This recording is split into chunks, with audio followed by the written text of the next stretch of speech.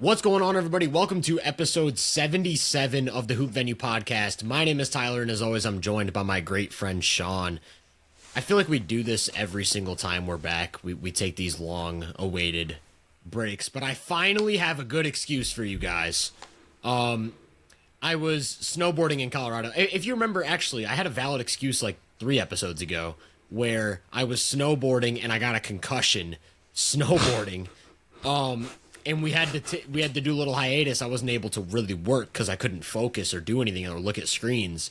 I was snowboarding again, this time in Colorado, about a week ago, and broke 2 bones in my arm. So, mind you, before we hopped on here, the main thing Tyler said was, "Oh man, I was just getting the hang of it. Like, I can't wait for next season." Like, dude, the only thing that's hanging off is your arm right now. That's okay. Yeah. We got jokes. All I said was, look, I was starting to get the hang of the mountain, so I tried to hit some jumps. The jumps weren't as... I didn't get the hang of the jumps yet, but we'll be back next season. So give me, 8 months till November, and then we start getting some snow. I'll be back out there, and I will probably break another bone. I take some... So wait, the mountains is just the regular, like, you're just going down the hill, right? It depends. Each trail is different. Like I said, I've taken. We were talking off camera. I've taken way worse falls than the one that broke my arm. It was just the awkwardness of breaking my arm. Like 2 days before that, I fell into a creek off the side of the mountain. Oh my god! And my board got waterlogged, dude. I swear, I wish I was getting followed by a GoPro because the falls I take while snowboarding are the stuff you would see on YouTube getting millions of views. Like, I take the most Looney Tunes fall. Bro, I ended up in a creek. My friend was behind me. My friend's pretty good at snowboarding. He's a lot better than me. He's the one who got me into it. And he's like, bro, from my point of view, it looked like you intentionally nose dove off the trail into the creek. Like, I just turned and went into the creek straight down. And then I couldn't. I was like, dude, I was trying to climb out of the creek on the snow, but the snow was it was like 14 inches of snow, so there was nothing to grab onto. It was all soft. And my friend, is holding his board down in the creek, trying to pull me out of the creek with his board. I ended up just having to walk the entire creek and then climb at the end because we could not get me out of there. But like I said, then my board was waterlogged, and we had to sit there and dry it off for 20 minutes because it wouldn't move on the snow anymore. I also fell off the lift and knocked over a bunch of cones that they had set up.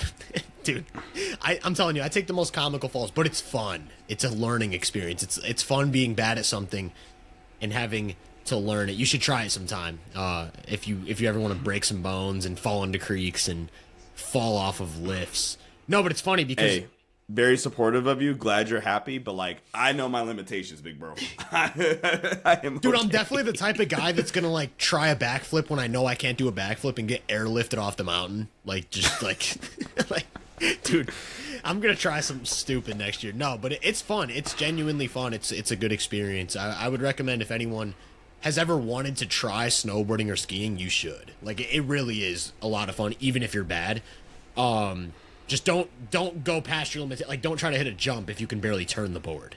Is essentially what the golden rule here. But it's funny. I'm glad that I'm getting back into the content and getting back to normal. Well, not even back to normal. I'm gonna be in a cast for 6 more weeks probably, so I'm cooked. But this is a great time for basketball fans because not only are we a month out from the NBA playoffs. Well, first of all, we get March hoops. Bam dropping 83. We talk about March hoops. To that. I know we haven't been able to talk about that. We always talk about March hoops and how funny it is when certain players go off. You have the Jalen Green year where he averages 30 for a month. There's all types of stuff. I can't think of them all off the dome, but Bam dropping 83 is definitely the craziest. This just happened in March. What's funny is I remember the day before Bam dropped 83. I saw a stat that said this was the first year since 2016 maybe or 2015 where there hadn't been a 60-point game. This was the day before Bam dropped 83. And all the comments were it's March. Someone's going to drop 60. The very next day, Bam had 60 and 3/4. And I was like, there's no way. There's no way. But yeah, we haven't had a chance to react to it. So what is your react? Because there's so many mixed opinions out there about the 83. What is your take on Bam's 83? Do you think it's gimmicky? Do you think it's legit? What are your thoughts? one, the Wizards stink, and they want to be bad. They want to be bad right now. Yeah.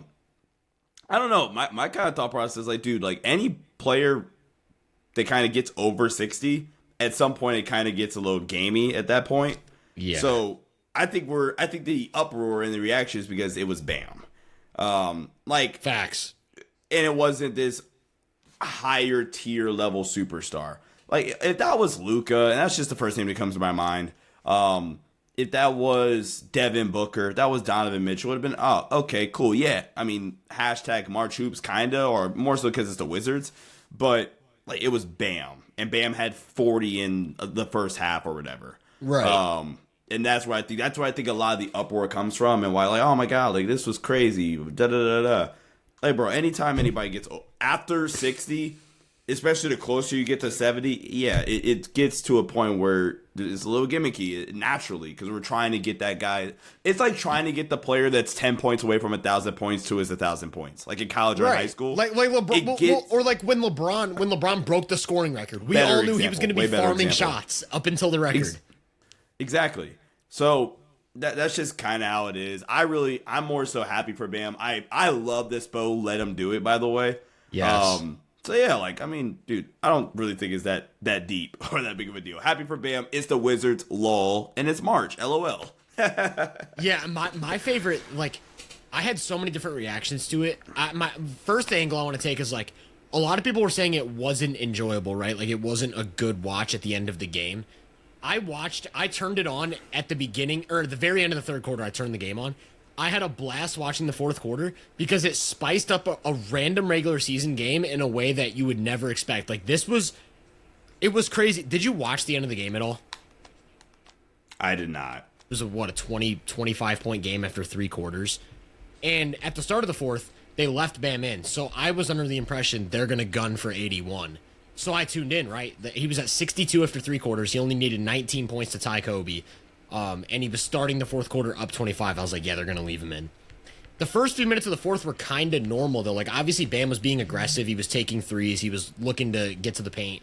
But the Wizards kept fouling him instead of him actually having to take a lot of shots. And then when he got to about 70, I was like, yeah, he's really going to try to get this record. Then at about minute 3 or 4, I can't remember exactly when it was, the Wizards got in on it.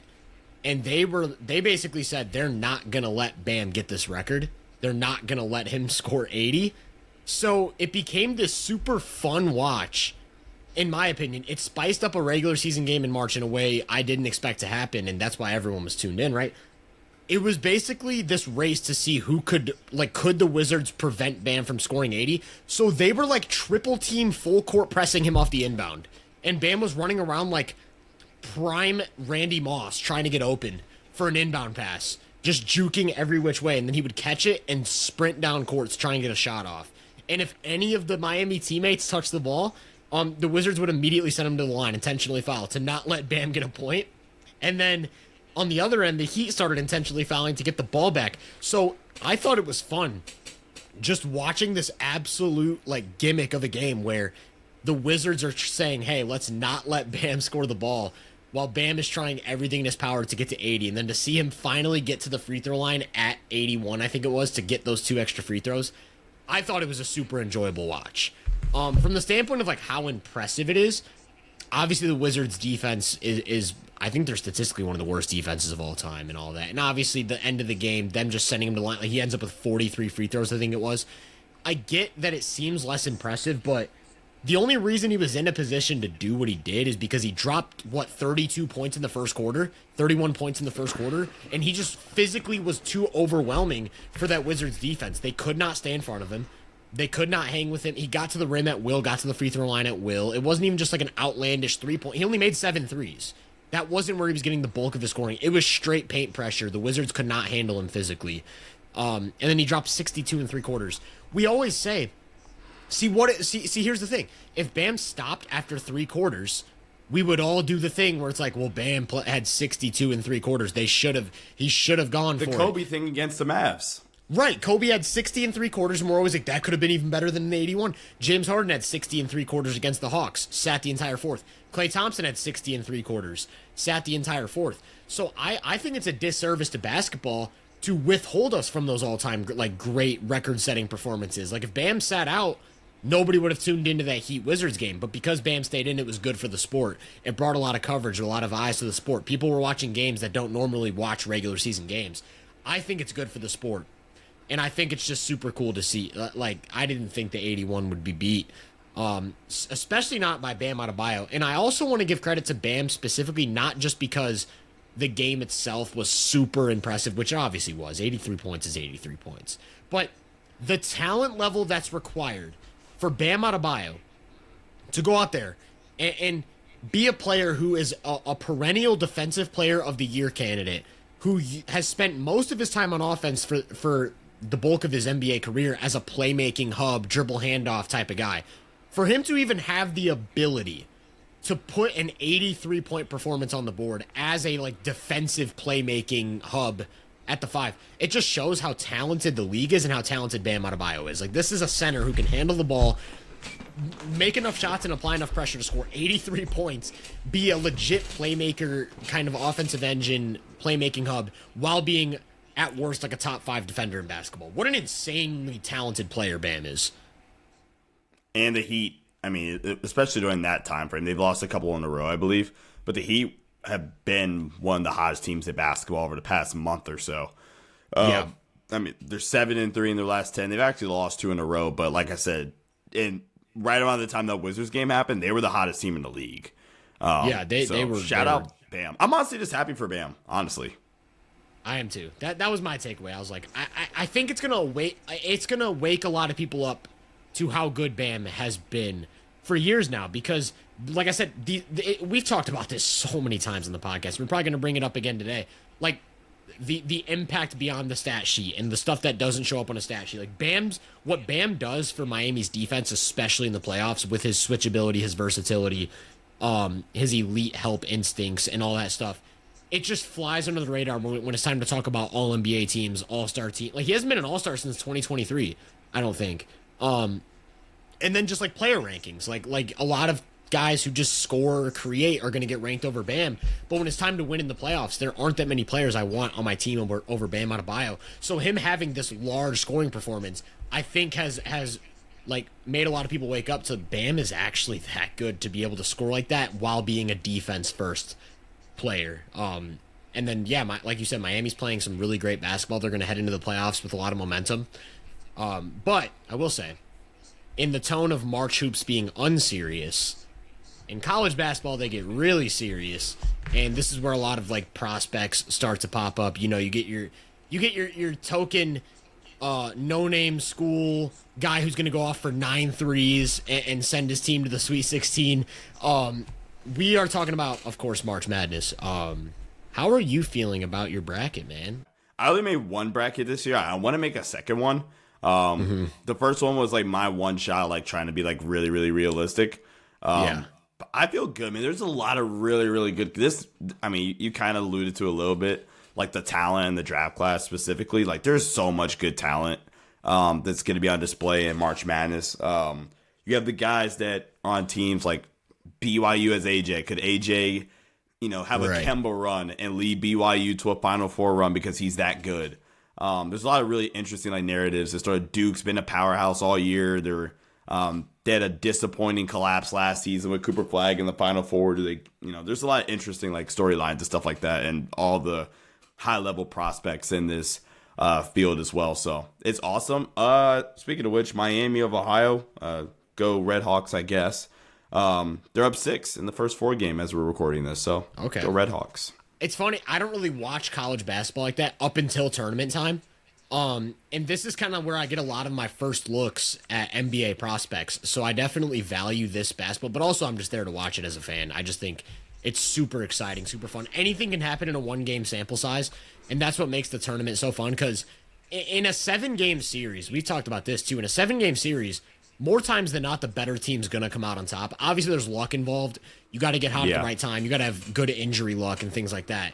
But most of the time, the better team is going to win the 7-game series. In March Madness, like in a 1-game sample, anything can happen. Bam could drop 83. Like, that can happen in a single game. So you just never know what to expect, and I think that's what makes it so fun. Who do you have winning it all? I think on the one I did, I have to go back and look at it actually. But I think I have Duke. I think my Final Four was Duke. Hold on, I'm just gonna go by region. Duke. My Final Four was Duke, Illinois, Arizona, and Michigan. So I have 3 1 seeds. Okay, mine was Duke, Michigan. Do you have Florida? Arkansas, Duke, Arizona, Arkansas, and then Houston. No, so Illinois. I had Illinois. Duke, so you have Arkansas beating Michigan then. I kind of talked about the Kemba Arkansas run. The same bracket as Michigan? Yeah. No, Arkansas is same bracket as Arizona. So how'd you have Arkansas and Arizona? So you had Arkansas beating Arizona. That's Arizona. I could have said Arizona. So I'm assuming you have Duke, Illinois, Michigan, Arkansas. Duke, Illinois, Michigan, Arkansas. Yeah. Okay. Yeah. That makes sense. Betting on Darius Acuff, huh? Taking out Arizona. Kemba run. He's so good. He is. He can't play a lick of defense. Like he's an awful defender, but he's dropping so 30 good. and 10 like it's nothing. I seen he was like I think he's the first player to lead the. I think it's the SEC the first player to lead the SEC in points and assists per game since Pete Maravich, which is just absolutely absurd. He's so smooth and efficient. Like for a younger guard, it doesn't feel like he wastes a lot of movements. Yeah, which is so impressive. Yeah, that's super impressive. I have Michigan winning it all over Duke in the championship. So we'll see how that goes. I was just watching the Michigan and Wisconsin Big Ten game, and Wisconsin had a player. Oh, I can't think of his name now. It's gonna make me mad. Rapp. His last name's Rapp. I can't remember his first name. It might be Austin, but he took over the game like Klay Thompson in the second half. Wisconsin was down like 17 or 18, and he made like six threes, I think it was, in a span of 4 minutes to bring them back and tie the game. And then Lendeborg hit the game winner for Michigan with 0.1 seconds left. So that was a crazy game. But yeah, I'm betting on Michigan. Their size is crazy. They have a ton of versatility. They've got a few top prospects that are all old, I'm pretty sure. So, that's an advantage in college basketball. We saw that with UConn every year. But yeah, we'll see what happens. I'm excited. I think, doesn't that start tomorrow? The actual tournament games? Yeah, the games start tomorrow. Yeah, well, at the time we're uploading this, it'll be actually today. So, speaking of today, the goal of this episode, 20 minutes in, is to rank our top Western Conference teams, because 7 years ago, when we recorded episode number 76, we did our top 15 Eastern Conference teams. This is more so geared towards the playoff teams, the championship contenders, what we think is going to shake up in the playoffs. So we're going to run through kind of the bottom of the barrel teams, and then we're going to get to the heavy hitters and talk through why we think certain teams are more likely to contend than others. The way I kind of look at this, it is very matchup dependent, right? When there's two teams that are neck and neck, I'm kind of like, okay, if this series happens, who do I think is going to win? Because the way the West is stacked up right now, basically anything can happen in regards to matchups. Like the 3 and 6 could look completely different. I think 1 and 2 are kind of solidified. Like OKC and San Antonio are going to be 1 and 2 in the playoffs. But after that, who knows what's going to happen regarding matchups? Is it going to be LA Phoenix, LA Houston, LA Minnesota, LA Denver? We don't really know. So I think that's really interesting to talk about, and what we think is going to happen in each individual matchup. But then also the other side of it is I also look at what is the most likely championship run, where it's like, maybe I think you're worse than another team, but I think you have a better shot of knocking off the Thunder. So maybe you just have a better shot of making it through the conference overall, if that makes sense. I had 4 teams in the tanking tier. What about you? Are those 4 teams the Kings, Jazz, Mavs, Grizzlies? Yes, they are. And I didn't include the other team because obviously there's nothing to tank for. So I had the Kings 15, Jazz 14, Grizzlies 13, Mavs 12. Not that the ranking really matters, but those are the teams that at this point in the season are pretty much trying to lose. The Mavs, all they care about right now is just getting as many Cooper Flag reps as possible. The Grizzlies are trying tons of different lineups. The Jazz are just waiting for next season when they got their guys back. And the Kings are actually, I don't know what the Kings are. They're the most ethical tankers. They bother me. Like I get an eerie feeling. I get an eerie feeling when the Sacramento Kings game turns on. Bro's actively pissed. Yeah, it's just I just get an icky feeling when I watch the Kings, man. It's not good hoops. Okay. Then I have the tier of just like teams that are hopeful to get into the playoffs. They're like in This the is the play-in mid tier for me. So I only have 2 teams here. This I have is 3. for me. It's the Pelicans and the Blazers. I threw the Warriors into this, and because this is the mid tier. I assumed you threw the Warriors in here. I'm a bit higher in the Warriors, and I'll explain why in a sec.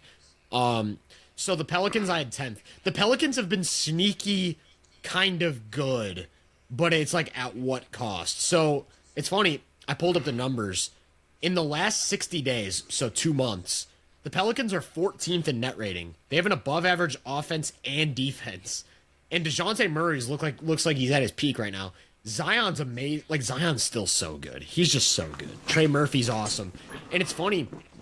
They've fully just been like, yeah, we're trying to win as many games as possible. They've benched Jeremiah Fears and Derek Queen.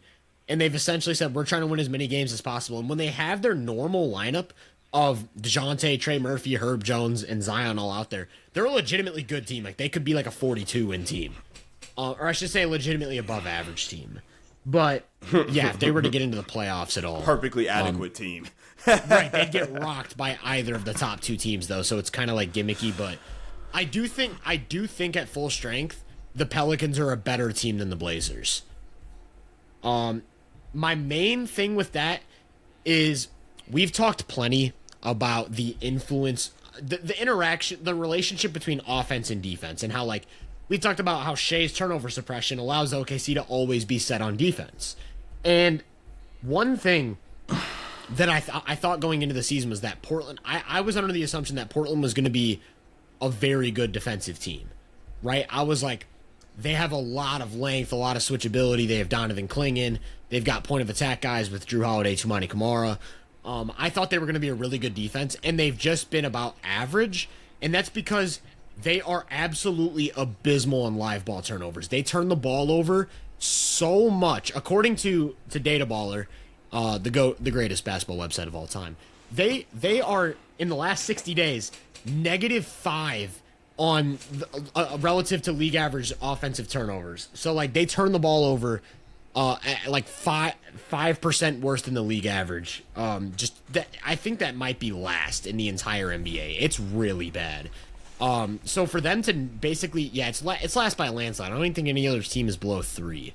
So they're just by far the worst team in the league at taking care of the ball, which means you never have a set defense. I think any playoff defense will hone in on that, force them to turn the ball over, and they're kind of just cooked. Like, that's basically the game. So that's why I give the advantage to New Orleans. I think they're a little bit more well-rounded. They don't have any glaring issue like that. Do you have any thoughts you want to add on the mid teams? No.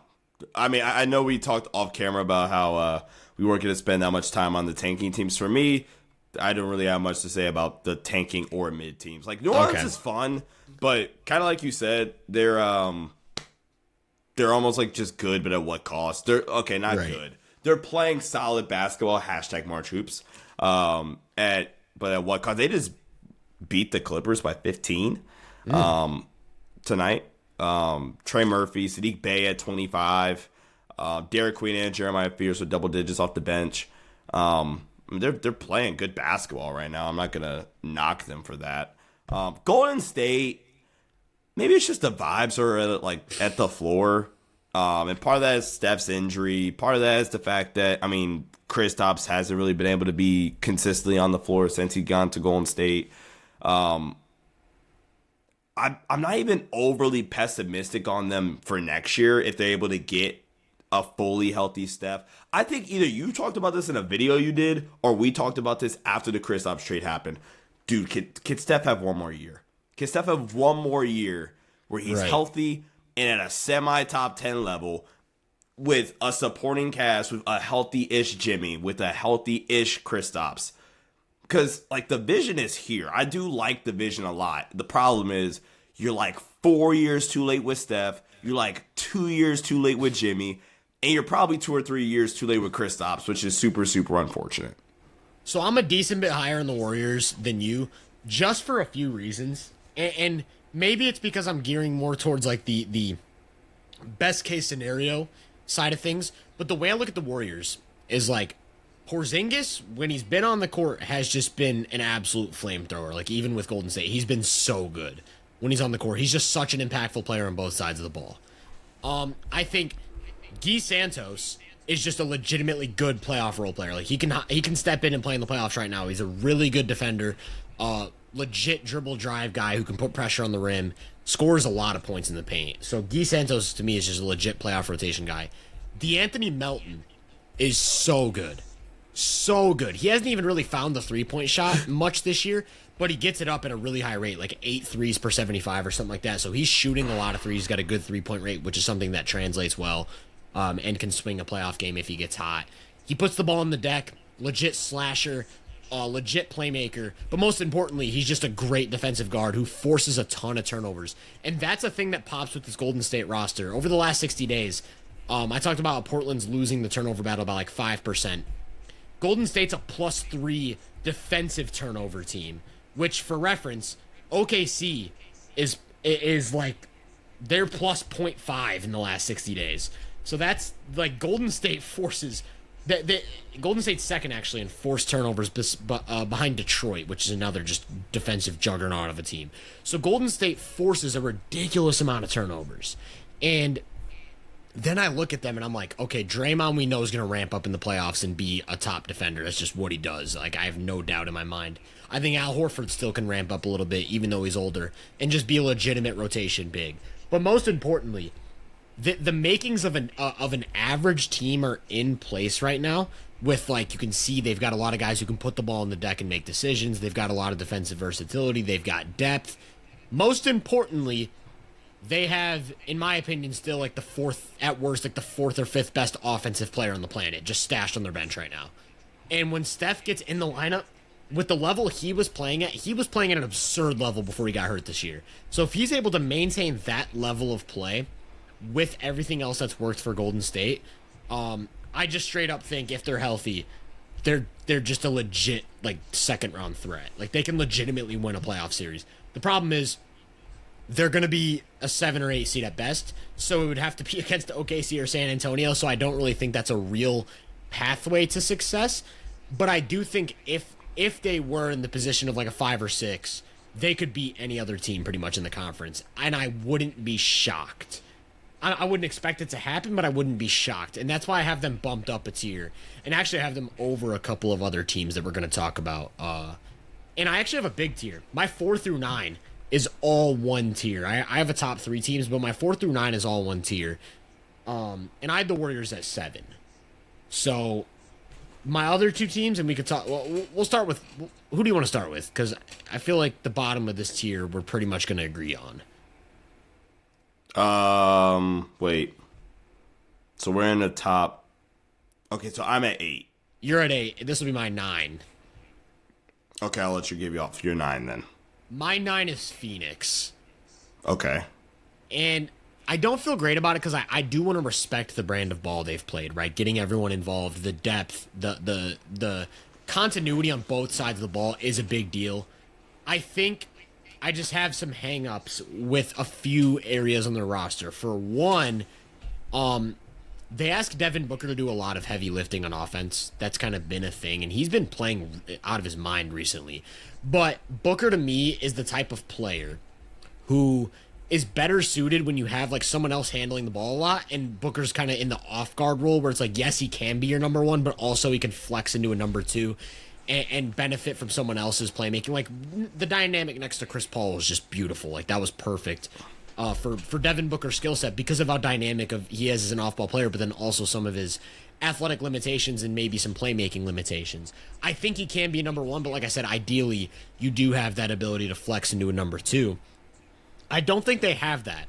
And I think the addition of Jalen Green has kind of ruined the pecking order in terms of they don't really know what to do, how to incorporate Jalen Green. Obviously, they're still figuring out. He's only played a few games, but you only have a month to figure this out. And I made a tweet the other day about, I was watching the Suns game against, I can't remember who it was. It was a competitive team, like it was a playoff team. And every single touch that for the entire season was going to Colin Gillespie, just got moved to Jalen Green. And now Colin Gillespie, who's your best turnover suppressor, maybe your best or second best passer, and your best pull-up three-point shooter, doesn't handle the ball anymore. He was just relegated to a spot-up shooter. He's only a connector now. And he's been one of your most important offensive players because you need to give these touches to Jalen Green as a creator. But then Jalen Green's maybe the most volatile scorer in all of basketball. He can give you 30 or he can give you 8 points on 15 shots. So it's like you run into this weird dynamic where Colin Gillespie is clearly the more efficient, the more productive, the more team-oriented offensive player. But in order to make Jalen Green worth it in your lineup, you have to give him a lot of touches. You have to give him a lot of isolation reps, pick and roll reps. And I just think that takes away from what made Phoenix so good with the way they moved the ball, with the way they spaced the floor and had all these extra passers and connectors. Then they haven't even gotten Dillon Brooks back, who also like demands a lot of touches and a lot of supremacy within the offense. So when Dillon Brooks gets back, Colin Gillespie is just basically not going to have a role, I feel like, besides occasionally setting the table. And then that takes away from one of their best actions, which is the Gillespie and Oso Ighodaro two-man game. So there is a lot that I like with Phoenix. I just think they're a flawed offensive team that hasn't quite figured out how to distribute the wealth as efficiently as possible. And then they're not an elite defense to make up for it. They're just a good defensive team. So to me, they're the type of team that could have like a 50-win signal, but isn't really a serious playoff threat. Yeah, I think that's a fair concern that you brought up. I mean, especially because I think this team has just been a little bit different without Dillon Brooks in the lineup in general. I will say that their offense, if you look at shout out Data Baller again, man. They're the best. Their offense is, I think, 2 points worse per 100 possessions with Jalen Green on the floor. And that's not like the biggest indicator in the world, but I do think that, you know, to your point, that could kind of speak a little bit to your point about, you know, Colin Gillespie and, you know, his pick and roll 3-point shooting ability, the passing, the connectivity that he provides for the Suns offensively, and how that makes guys' lives easier. Again, I think Phoenix, I had them at 7. I had them one spot above. So I had them in your Warriors spot, basically. Yeah. And I basically was kind of giving them, I feel, maybe a little bit of benefit of the doubt because I think they played really, really well for the most part this season. I think Jordan Ott has gotten a lot out of this group. I think Devin Booker has been playing really, really good basketball, especially as of late, especially as a scorer. And I've maybe given them a bit too much credit. Like, okay, in a playoff series, they're a good enough defense. Can Devin Booker's scoring and some role player shooting from Dillon Brooks, Gillespie, Grayson Allen, Royce O'Neal, Jordan Goodwin, can that be enough to kind of get them over the hump in a playoff series? So comparing them to a hobbled Golden State team, admittedly, the team below them, I think they have a better argument for, potentially winning a playoff series, which, I mean, I think that's an easy segue for me to just reveal my next team. And then I think they're your next team too, so we can kind of go back and forth. But again, I'm going to give them a slight benefit of the doubt because they've just been the more consistent team through an 82-game sample. They've kind of known who they wanted to be for an 82-game sample. Only difference is the in and out of the lineup from Dillon Brooks and from now, like, reintegrating Jalen Green back into the fold and how that kind of, like you said, changes the pecking order or things in their offense. So the Suns for me, and this is the tier that I just titled this like playoff caliber. These are all playoff level teams. But in my opinion, very clearly is the word. Very clearly just a step off from I have 3 teams in my next tier, and then I have the Thunder by themselves. Spoiler. I'm going to split mine up too. I'm going to split up above the Warriors. I'm going to have a 3-team tier as well, and I assume we have the same teams. Because I kind of agree. The reason I say that is because with the way the standings are currently stacked up, all of these teams that we're talking about right now, which the other team's the Clippers, I assume, the Suns, Clippers, and Warriors, they would all have to beat either San Antonio or OKC to get to the second round, which just isn't realistic. I don't think any of these teams can beat either of those two teams. So, whereas with these other teams, they're in like the 3 through 6 fold, where it's like they have to beat each other. And I think that seems a lot more reasonable to me than like Phoenix getting the 7 seed and knocking off Victor Wembanyama in the first round. I just don't think that's a possibility. So, yeah, I'm going to agree with you. I had the Clippers.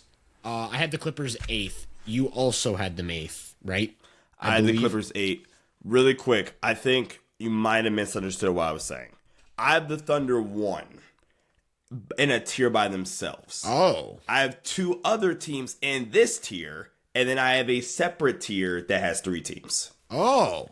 So we are different then. Because I've got 3 teams in tier 1, then 3 teams in tier 2. I see what you're saying. Okay, so, yeah, I see what you're saying. So, yeah, talk to me about the Clippers. What are your general thoughts on this new look roster? Kawhi Leonard, good. Happy really for Darius good. Garland. Kawhi Leonard, really good. Happy for Darius Garland. Kind of getting a fresh start. I think he's had some really positive moments here for the Clippers.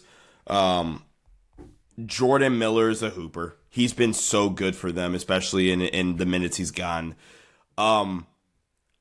I just feel weird. They're in this tier simply because, like, kind of what I was talking about with the Suns. Okay, good enough defense. Maybe Devin Booker is good enough. No, okay. Kawhi Leonard's very clearly, I think, good enough to just will a team. Now, I don't know if they would beat the Spurs or the Thunder. But see, that's the problem. If they were 6, that's I'd the feel issue. a lot better. Yeah, exactly. They're like 6 games back of 6, actually. Mm-hmm. No, they're 8 games back of 6. The Suns are 3 games back of 6. So, but I'm not going to deny the level that they've been playing at recently, which is why I personally still have them and Phoenix above in a separate tier, even though they're in the same cluster, if you want to call it that. They're in a different tier than Golden State because I'm not going to not give them credit for the level that they've been playing at, either individually or like their players on their team. It's just unfortunate that they have to go face, more than likely, one, they're going to have to beat each other in the 7-8 play-in as of right now. But the 2, the winner goes plays Wemby, the loser has to go beat Golden State or Portland and then play Shea. Like, all right, bro. GG's. I really like the way Isaiah Jackson's played. He's been a great addition for the Clippers. But I do think the big hang-up for me is that's just a really weak center rotation compared to basically every other team. Brook Lopez. And Isaiah Jackson. Because Niederhauser is out for the season. You traded Zubats. So, yeah, and it's like I just see them as a team that's going to get beat on speed a lot of the time with Brook Lopez out there. They're going to get beat on size with Jackson out there. They're going to get – because Jackson also, like, one of his he's a very good defensive playmaker, but he fouls a lot. And so, like, you're going to have to rely on Brook Lopez or you're going to have to rely on small ball lineups with John Collins at the 5. And it's just – I just think they're going to get beat up on the interior. That's, to me, is the big problem with that Clippers roster. Not even, I actually really trust their offense. Like Ben Mathurin as a slasher, as like your 3rd or 4th scoring option. Mathurin. Getting to the free throw line a ton. Garland, like you said, looked great. Kawhi is probably the 2nd best scorer on the planet or 3rd best scorer on the planet in the playoffs, I think. So you can just rely on him to give you an efficient 30. But I don't think they have the two-way depth pieces. I don't think they have the size to really survive a big playoff series. Again, especially if you're facing Victor Wembanyama in the first round, which we'll talk about. So for me, I had in this tier, the 9th Suns, 8th Clippers, 7th Warriors. That isn't necessarily me saying that I think the Warriors are a better team than the Clippers and the Suns. It's more so me giving them the benefit of the doubt for the health issues and saying that if everything went right, I think they pose a bigger threat to the best teams in the West than the Clippers or the Suns and have a more realistic chance of winning a playoff series, even though I think all 3 of them just get cooked. If that makes sense. Yeah. So, who was your number 6 then, kicking off the next tier? I've kind of flip-flopped these 2 teams on the fly. Number 6 for me is... I'm making sure we're not lagging. Okay, we're good. Number 6 for me is the Houston Rockets. They obviously still pose this really dominant advantage, which is the fact that they're just going to dominate possession, specifically on the glass. But they run into a massive problem. And I think it's at the beginning of the season and even throughout the season, it's like, okay, cool. Like, we know the issue. It's the half-court creation. And it's the lack of ball handling at times. and vice versa. But their defense and the fact that they're gonna just wear you down on the offensive glass, they're gonna wear you down in transition, they're gonna turn you over because of their pressure, they're gonna, blitz you in all these different kind of ways. Houston right now, they're third worst turnover team in basketball in terms of turnover percentage. They're still the best offensive rebounding team in basketball, but when you're that bad at taking care of the basketball, you're amazing with all of your possession battle stuff. Do you just so happen to have like how many possessions they were winning by, how many extra possessions they were creating, if you understand what I'm trying to ask you, last season? It was like 8.6, I'm pretty sure. Okay. Houston last season were 11th in turnover percentage. They were first in offensive rebounding percentage. They were top 10 in defensive rebounding percentage. Can I say something real quick? Not to cut you off, but what I mean by that, by when I say 8.6, is basically they were getting 8.6 more opportunities to score than the league average team. So if the league average team attempts to score 100 times in a game, because there's like 100 possessions or whatever, like if they attempt to score 100 times, which is field goal attempts and free throw attempts included, if they attempt to score 100 times, the Rockets were attempting to score 109 times. So think about what that means. You can shoot like 5% worse from the field and still outscore your opponent because you get 9 more opportunities to score than them. Not to cut you off, but I just wanted to, that's what that means. No, and mind you, the Rockets last season, when they got an actual shot attempt up, they were a pretty mediocre offense. Actually, not mediocre. They were below average. They were a bottom 6 offense last season if you just go purely off of true shooting. But they won the turnover battle. Not the turnover battle. Not just that. They won the possession battle so much that they were still a top 12 offense in offensive rating, which is a very key statistical indicator for an NBA champion, is you got to have a top 12 offense. More literally since 2000, it's top 12 offense, top 12 to 15 defense. That's what it takes to win an NBA championship. The Rockets had a championship level offense while having a bottom 6 shot making offense because they did a good job taking care of the ball, a good enough job, and they just blitzed you on the boards.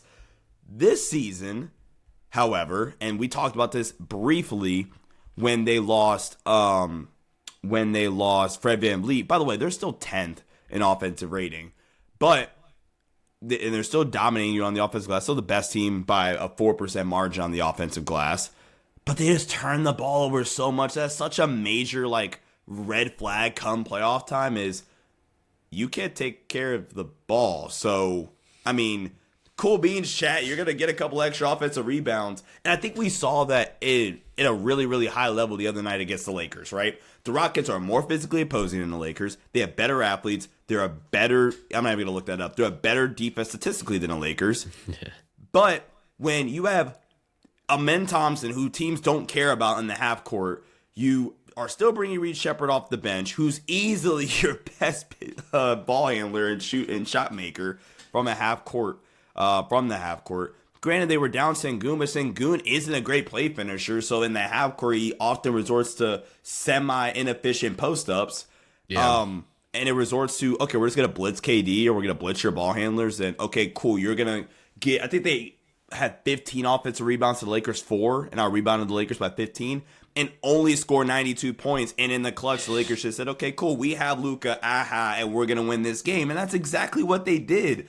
So, if we're just talking about trustworthiness, and I apologize for the rant, and reliability, in my opinion, to go beat Denver 4 times, beat the Timberwolves 4 times. It's a 92-92 game with the Lakers, which literally just happened, and it's the fourth quarter. Beat the Lakers 4 times. I just think they're easily the least trustworthy team out of all 6 of these teams left in the Western Conference. Yeah, I'm glad. I agree with literally everything you just said. They're also my number 6 team. The offense is just a problem. The half-court offense is a real problem. They just can't create advantages. They have no space. They have no elite rim pressure. Kevin Durant just isn't the level of playmaker that you need to be handling the ball 50 feet away from the basket and drawing a trap at half court. Even when he did make the right decision the few times in that fourth quarter, they just couldn't do anything with it because you don't respect any of their guys as shooters. And now Tari Eason's starting to regress to the mean as a shooter. We were talking about him being a flamethrower. He's shooting 8% from 3 in March. or something absolutely absurd. It might have been like 4. Yeah, it's not good. So they're peaking negatively at the worst possible time. They just look like a legitimately mid team. Their defense is really good. So that's always the caveat going into a series where it's like you're going to struggle to create good shots against them no matter what lineup they have in the court. But also you can win those grinded out games because like you said, when it gets to that point of 90-90, every single team in the conference has a better late game offense than the Rockets. So it's just, what do you do? I actually have a crazy stat for you. I was just looking at this while you were going on about the possession battle. Okay. Over the last 60 days, so we talked about last year, Rockets plus 8.6, right? What do you think the Rockets have been in the last 60 days, the last 2 months in the possession battle?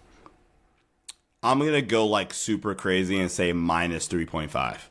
-2. They're negative. They are losing the possession battle. That was supposed to be their superpower. They're losing the possession battle right now, and it's because they turn the ball over. They're getting 10 less possessions compared to last year's team. They turn the ball over a ton. Their offensive rebounding has fallen off a cliff. They're still a good offensive rebounding team, but they don't have the best offensive rebounder in basketball anymore. Steven Adams is out for the season. So it's like, yes, they can get offensive rebounds, but it's not like it was. They aren't a good defensive rebounding team at all, actually, which is kind of surprising. They don't really grab defensive rebounds. They allow a lot of offensive rebounds. So they lose the possessions there. And then also, they don't really force a lot of turnovers. They're actually -1 in the defensive turnover category, which is super fascinating to me because, like we said, they have all these crazy athletes and all this switchable defense. But when you think about it, none of them are these high turnover guys like a Cason Wallace or an Alex Caruso, where you just like start to get a lot of easy stuff. So not only are they a very lackluster half-court offense, they don't get those home run defensive possessions that give you an easy layup in transition. So they're just missing a lot. And we've talked about the importance of when you have Fred VanVleet out there, you're basically guaranteed to be an above average turnover team because he's going to handle the ball 80 times and turn it over 1.5. He's like the ultimate turnover suppressor in the game right now besides Halliburton. When you have Adams out there, you're going to dominate offensive rebounders. But both of those guys are out for the season. So now you've lost your turnover battle. You've lost your rebounding battle. Now you have to rely on the true shooting battle. And that's not a battle you're going to win very often unless you're facing just an absolute disaster of an offense. So out of all the contenders, I'm just gonna keep it to 6 to 10 teams we've kind of highlighted a little bit more. The Rockets in the clutch this season, they've been in 37 clutch games. They've been in a lot of clutch games. They're 18-19, but they have the second worst clutch offense in terms of offensive rating out of the teams we talked about. The only team that has the worst clutch offense is the Phoenix Suns. They have the worst. They have the second worst clutch net rating out of any of the teams that we either have or haven't talked about yet. There's one team that has a worse net rating in the clutch that we have not talked about yet. Is it Minnesota? It is not Minnesota. Oh, it's Denver. It's Denver. It's Denver. It is, yeah. Net We'll talk Denver about that. is Yeah, worse. I forgot they've just fallen off a cliff. They have the worst turnover percentage in the clutch out of any team that we've talked about. They actually have the third worst turnover percentage in the clutch in the entire league. And then on top of that, if we're talking about true shooting, I don't know why I blanked. The Rockets have the worst true shooting percentage in the clutch out of any of the teams that we have specifically highlighted. So, I mean, again, all statistical red flags if we're talking about a playoff series. They would beat all the other teams we've talked about so far, like pretty handily, just because of their athleticism. I don't know. Do they beat Phoenix handily? No, see, that's what I'm saying. Like, it's crazy. They're getting lucky. Like, well, they're not lucky. They've won the games. But, like, any of the other three teams, I legitimately think Golden State could beat Houston in a series if they had their full team. Yeah. That wouldn't surprise me.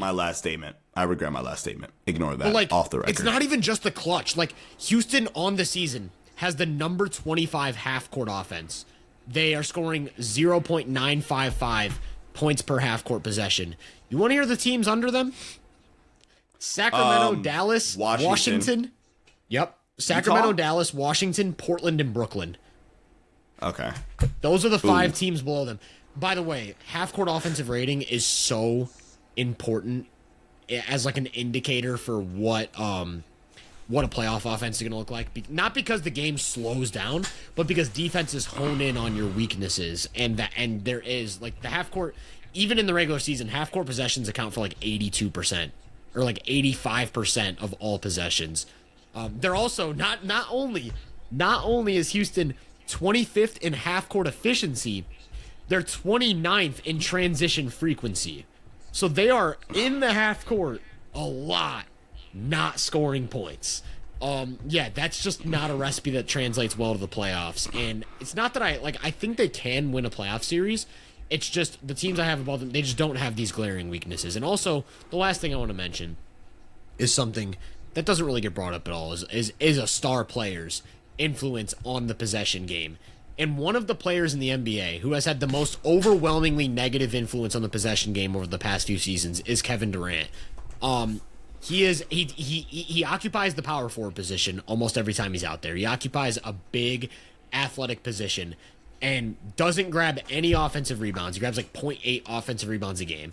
He doesn't force any turnovers, and he's a turnover machine with how relative to how much he handles the ball. So he actually negatively influences the possession game majorly.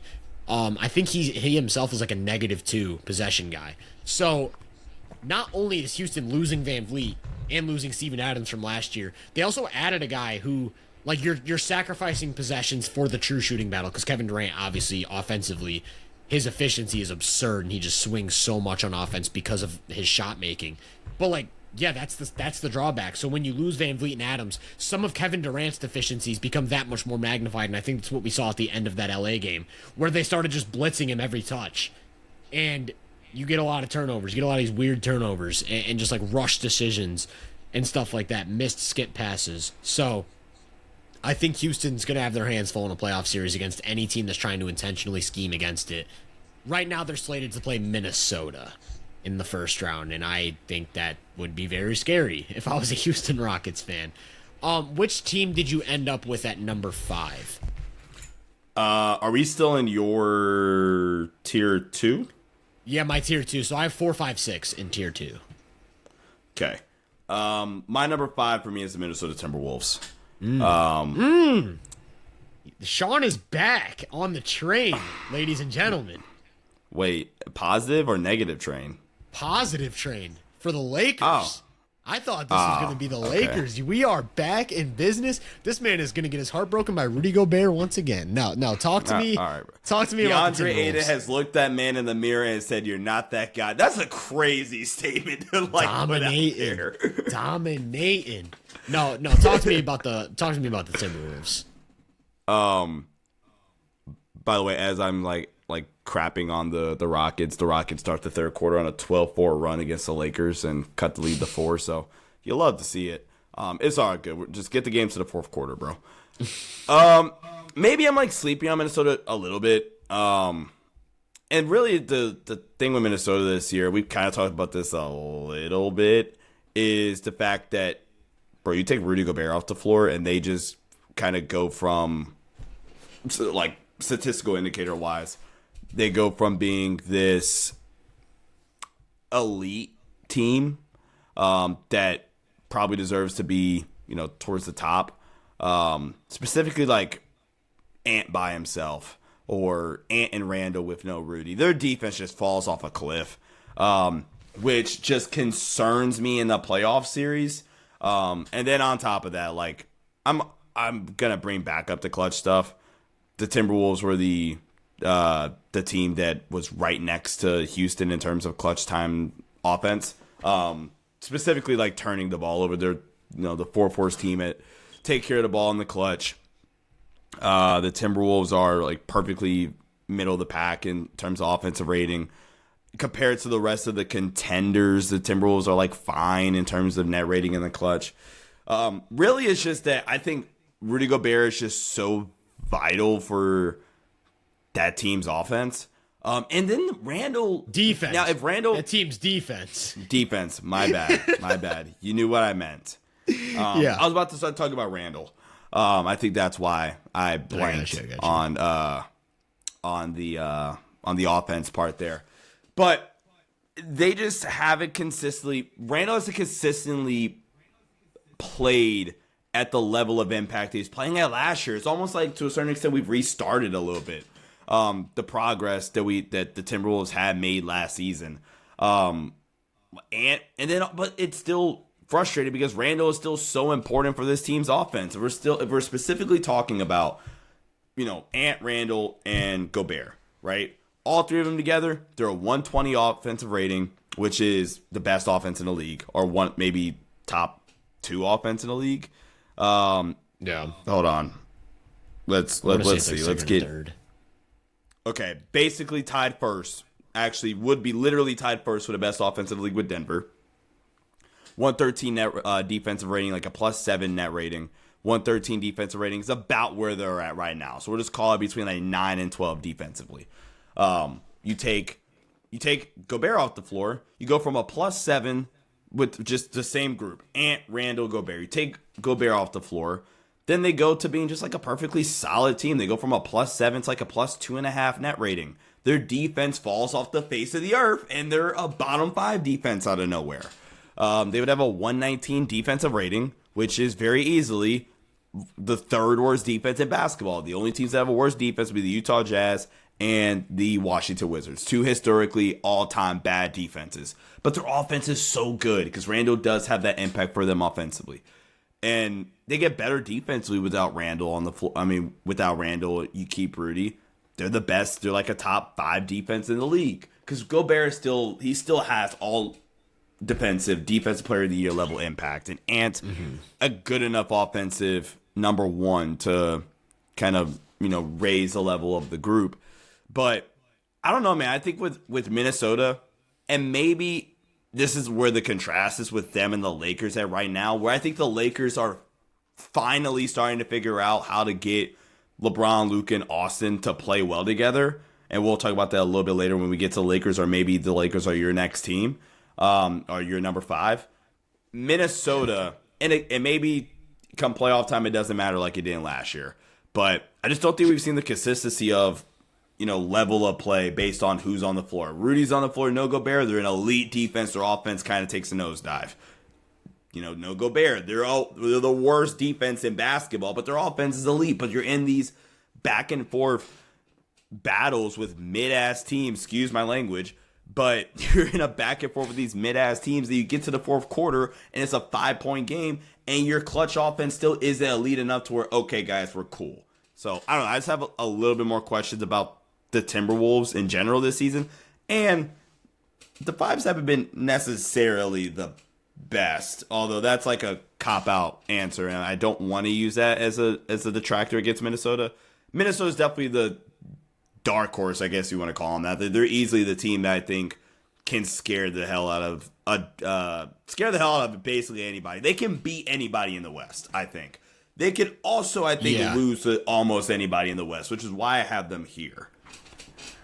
So I agree with a lot of what you're saying. I also think that lineup, that what you're talking about with like taking Gobert out and all this stuff, I do think that lineup versatility ends up being a little bit of a superpower for them in the playoffs. Like we've seen when they shorten that rotation, the 5-man group of Dante, Ant, Jaden, Randall, and Nas, like that is just so much offensive firepower and so much space while being good enough defensively. Like Ant is going to reach another level defensively in the playoffs. We know he's going to ramp up his motor and whatnot. I think Randall too.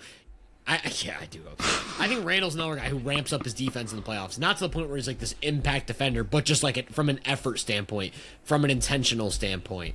And I think that is a good enough defensive lineup to be like, yeah, nobody can stop us.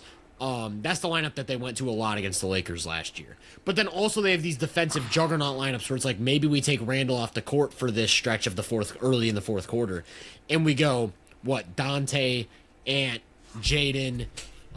I guess you could you could throw Dosunmu in there. I mean, he's not really a defensive stopper, but he does have the length and he's a lot more athletic on the perimeter. He's really than Randall. Good. But also the sneaky thing is like they also have this Bones Highland kind of variable that they didn't have last year with like a legit athletic like shot making guard who can swing a playoff game because of his shot making, because of his creation. But then also Bones has been fully bought in and like playing solid defense all year long, so you don't really lose that's not really an issue I think they run into if they do want to ramp up Bones's playing time a little bit. I think everything that you said is what prevents them from beating the top of the top. Like, if they run into OKC, I don't think they can beat OKC. But it's like, I think they still have such a high playoff floor because they have such a proven recipe of Anthony Edwards is just unschemable. He's too athletic and too skilled that you just have to deal with it.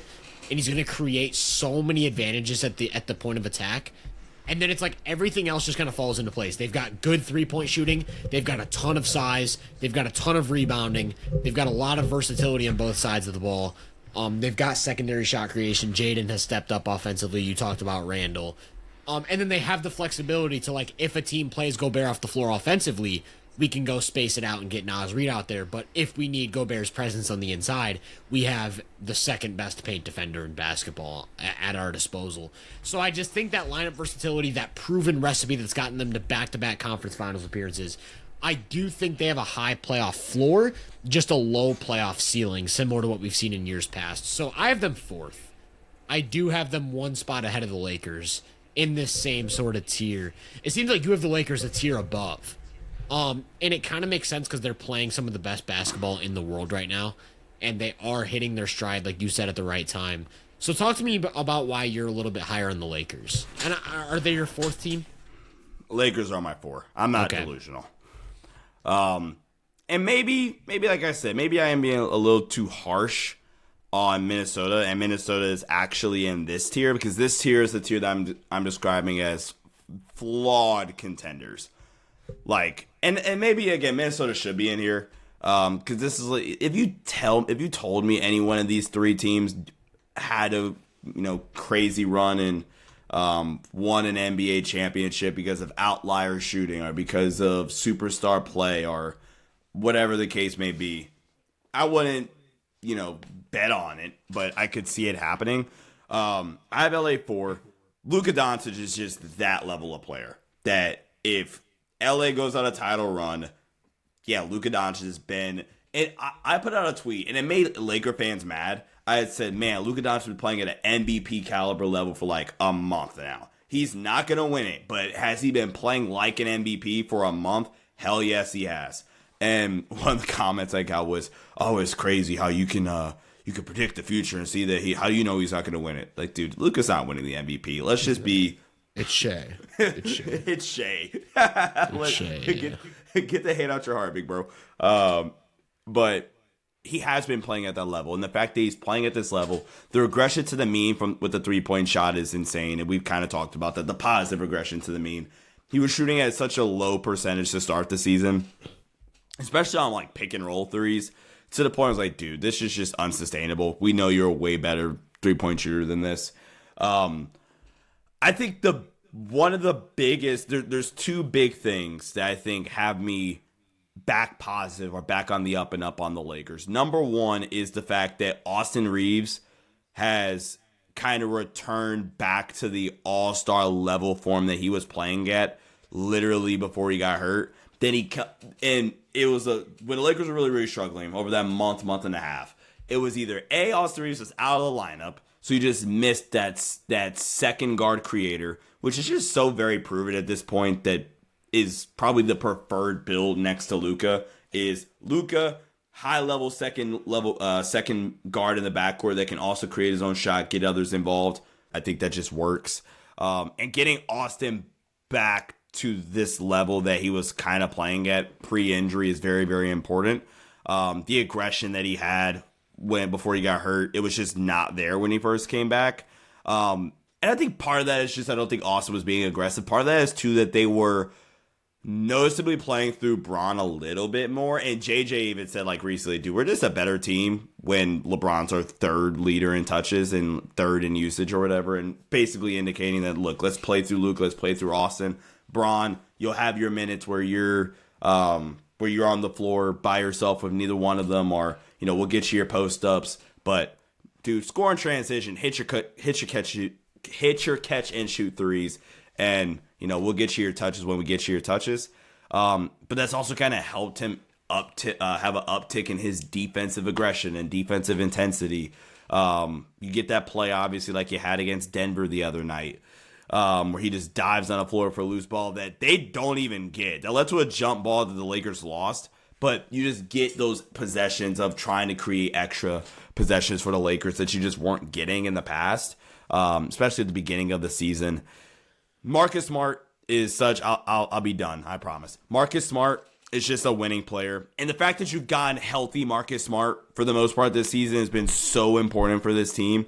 DeAndre Ayton, as inconsistent as he is, the fact that Ayton gets to, and he's played really, really well, especially over the past couple weeks. Again, better than he was over that stretch when the Lakers were really, really struggling.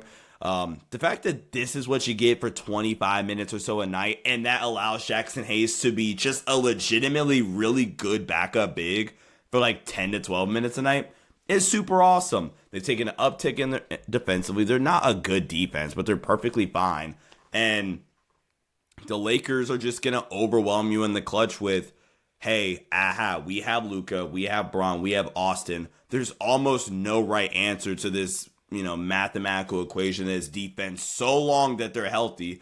And then they have their shooters are hitting the shots that they're supposed to hit. Luke Kennard is going to come in and basically make every shot he takes from three. Rui Hachimura is still like a 38 to 40% three-point guy. Austin Reeves is still a 35 to 40% three-point guy. LeBron hits his catch-and-shoot threes, then that's a godsend. And Marcus Smart, for the past month or so, has been a really good shooter. He's shooting 40% from three in the month of March. #MarchHoops. I don't know, man. I think the path for a Lakers title, or the Lakers like being a contender and knocking some of these teams off, it's kind of just what I was saying. Like, dude, we're just going to overwhelm you with the equation of how do you guard us. Now, the biggest detractor, there's two, I think. One is there's still enough to poke at defensively. Like, Marcus Smart's awesome. They played harder. I think Aiden's played some of the most impactful defense and impactful possessions that he's had all season recently. But there's still too much to poke at with them defensively. And then secondly, this is more of a matchup-based thing.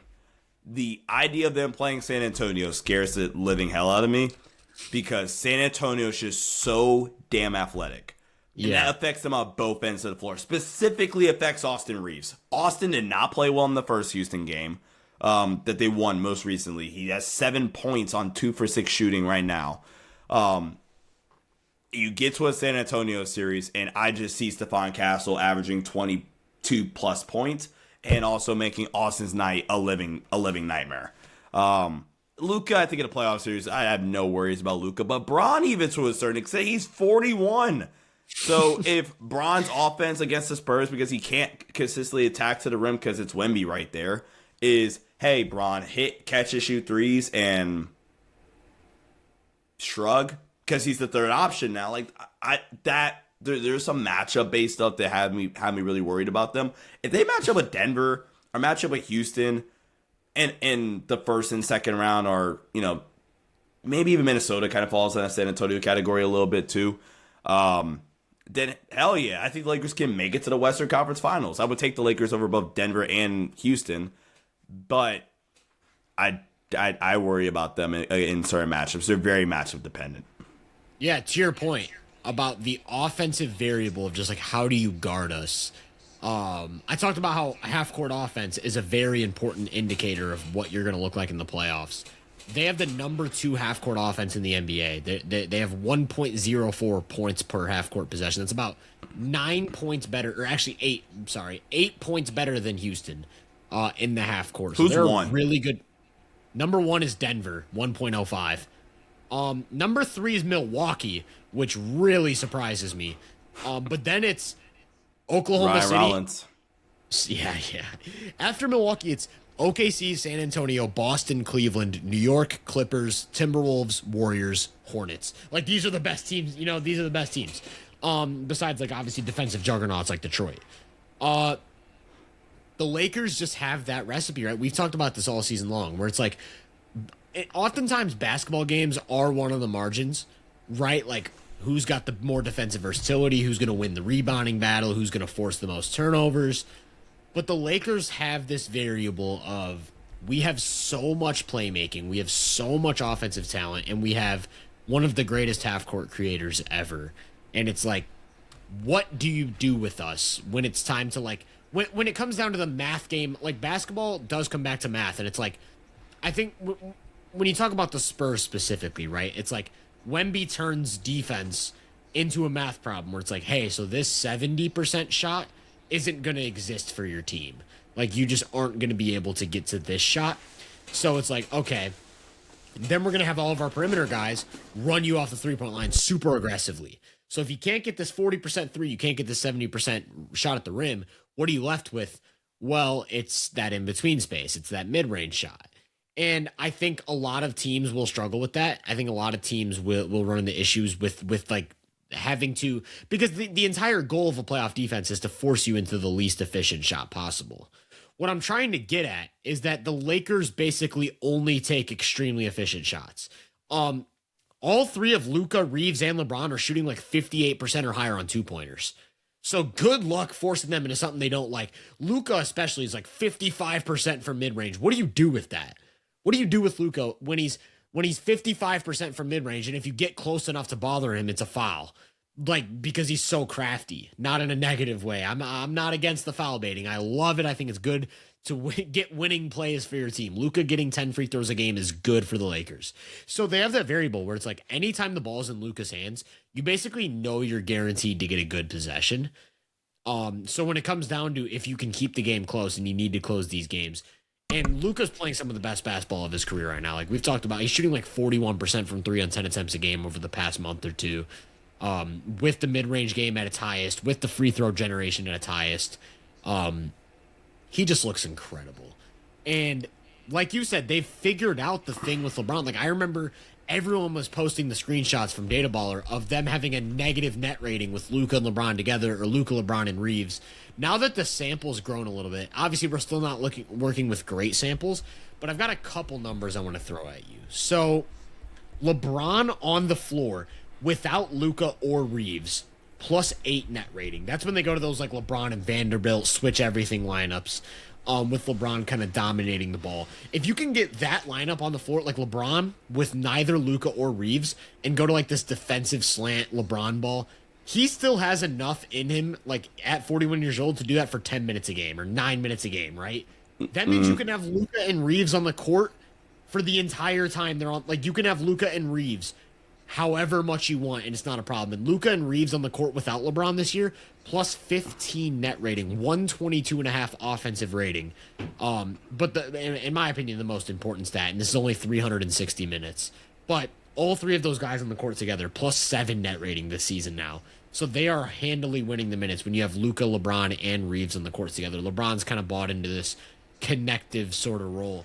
And one thing that's kind of gotten underrated with this roster is that, like, yes, they're not great on the margins, but they're not terrible because they do have a lot of guys who force turnovers. Like, Luka forces a lot of turnovers. He's a high steals guy. Reeves and LeBron both over a steal a game. Marcus Smart forces turnovers. Jake LaRavia forces turnovers. But then, like you said, you can go to, like, shooting-heavy lineups where you got Luke Kennard out there, and now you have another weapon, and now you have an even tougher question to answer with how you guard these guys. And so they have unlocked a little bit of that lineup versatility that we talk about. I just worry. My big hang-up is the center position. Like, I don't think Ayton's bad. I think a lot of people went kind of off the deep end with that. But I also don't think he's your, like, the best. Like, the best possible center on the team would be a dirty work defensive anchor, where it's like, we are going to dominate the glass. We're going to dominate defensive possessions. Like, realistically, like, if they had Moussa Diabate grabbing 5 offensive rebounds a game and switching everything, I'd be like, yeah, this team's filthy. But or like Nemish Keita would be, that'd be a crazy fit with on the pick and roll, and then the defensive anchor. Like Jackson Hayes, he can give you some playoff minutes. DeAndre Ayton can give you some playoff minutes, but I don't think either of those guys are the 5 that's going to take you to the promised land when the gauntlet is Jokic, Wemby, Chet, and Hartenstein. You get what I'm saying? Or yeah, imagine if they had Hartenstein, dude. That'd be awesome. But no, I think that's kind of where my hang-up is. Like, I don't think they have the front court depth or versatility to really field out elite defensive lineups around these guys. So I give them a fighter's chance to beat anybody, but I don't think their playoff ceiling is like realistically high enough to take out some of these top teams. But yeah, like you said, you can't count them out. They just have so much half-court offensive reliability. Luka's such a juggernaut of a half-court offense.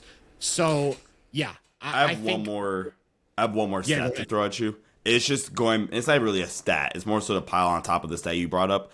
Luka, you brought up how like basketball is a math game, basically, right? Especially with your top players. Wemby is going to take the 70% shot away from you. They're going to run you off the line, so you're not going to get the 40% shot either, right? Luka is such an advanced shot maker, obviously, right? That most teams are going to, like you said, force you into the tougher twos, the longer mid-range 2-point shots and stuff like that. Luka Doncic at 55% or whatever, we're just going to go with that number on mid-range twos, has basically turned that into, okay, cool, you want to run me off the line. And he's not a catch and shoot guy or a guy that's going to hit take a high volume of spot up catch and shoot threes. But that's the equivalent of a 37% three-pointer on like catch and shoot opportunities on a points per shot attempt basis and just creating the most efficient offense. That is that's 1.1 points per shot. That's how freaking elite and efficient Luka is. And it comes out to a playoff series where, hey, look, we're gonna, try to take away your pick and roll threes and, funnel you into the mid-range game. Okay. Like, all right, I'm still this is equally as efficient of a shot for me, because I'm Luka Doncic. And again, we talk about like the math problem and creating disadvantages for opposing teams. Like Luka immediately puts you into disadvantage from a like defense. Now, if you have Wemby, it doesn't really matter. It just becomes a chess match at that point. But Luka is his own math equation. Yeah. So I have one big problem with the Lakers that I didn't bring up. And I've kind of been saving this because I hate being overly negative or harsh when it comes to these types of things. But sometimes it just needs to be said. Like, we're in playoff season. There's no holding back. The Lakers' playoff success to me hinges on whether or not they have the guts to just take Rui Hachimura out of the rotation. Like, I just think he is a drastically negative basketball player in the playoffs. Like, talk about a guy who isn't a good defender, like, very spacey off-ball defender, not really good against any position individually, just strong and big.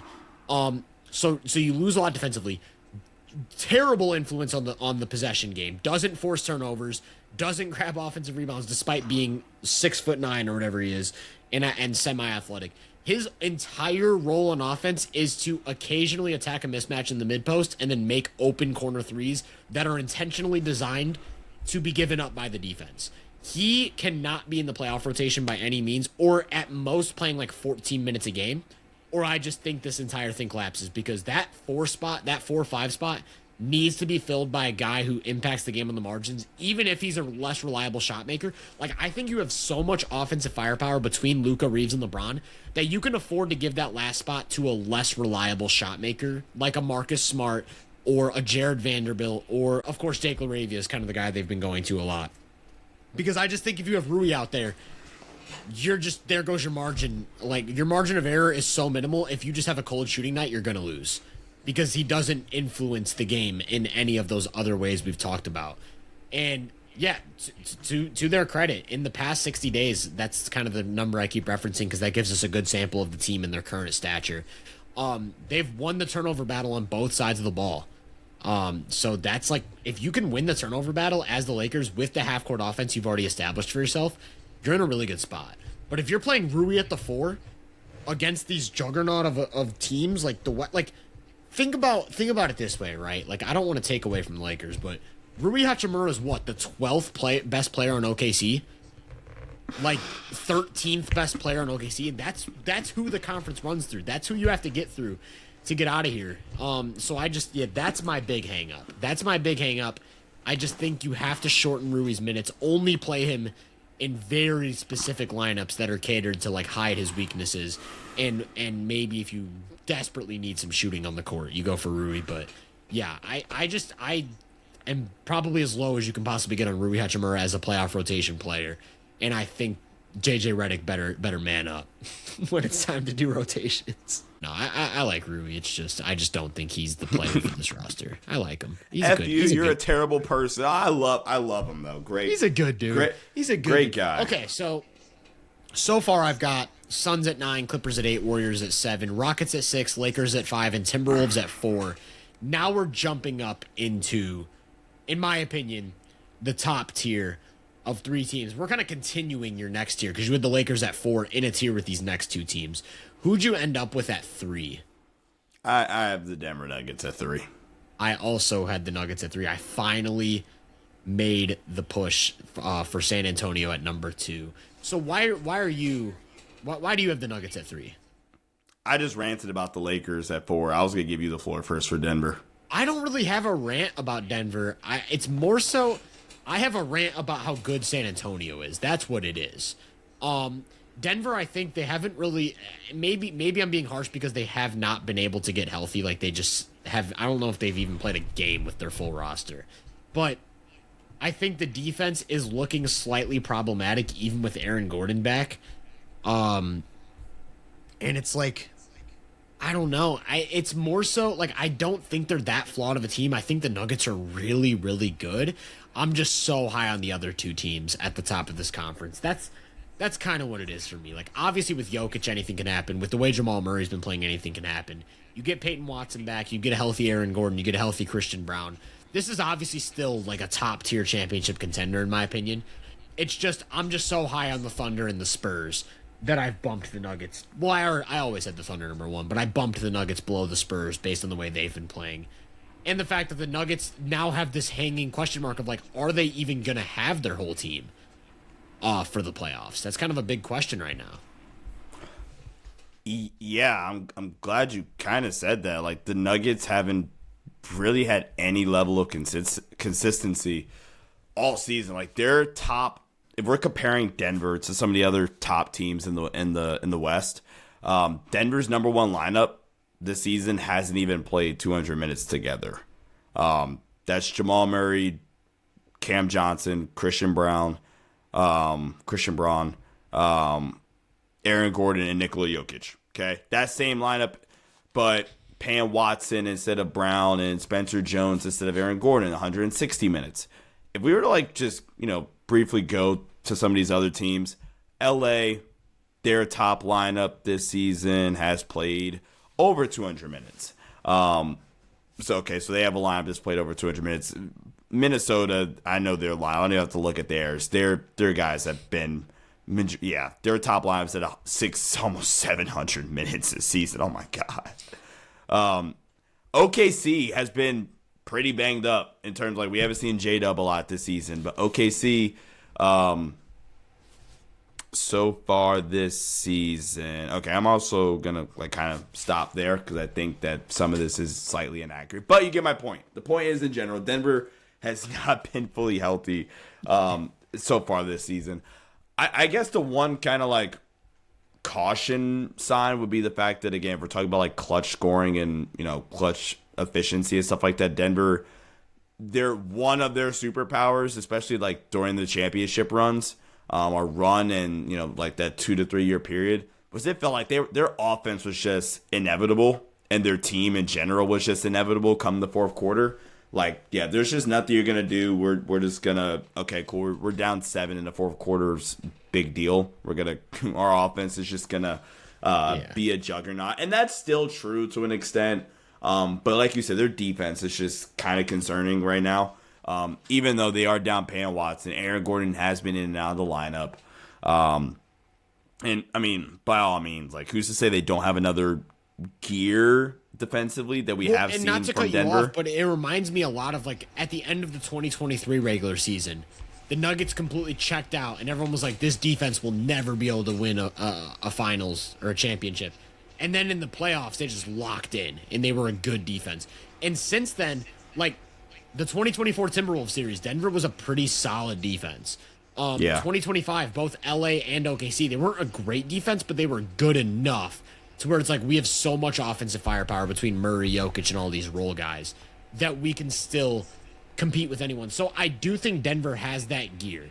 I do think they are going to get into the playoffs and be yes, we're still decent enough defensively to be an offensive juggernaut and go 7 games with any team in the conference.